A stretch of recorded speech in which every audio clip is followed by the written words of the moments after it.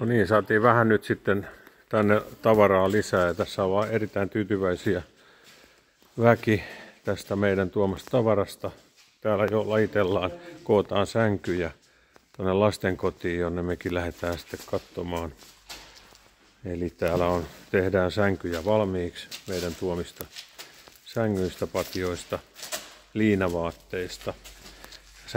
Osa sängyistä pitää kasata, koska me tuotiin ne koottuna, että mahtuu enemmän.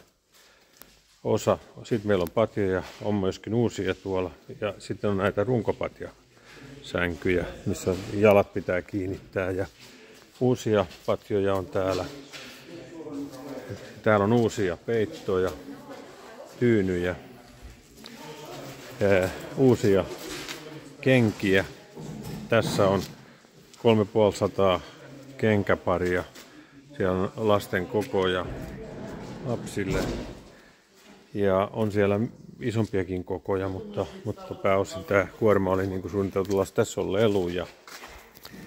Eli tämmöinen kuorma lähdössä ja täällä tosiaan nyt siirretään lähteväksi sitten näitä tavaroita.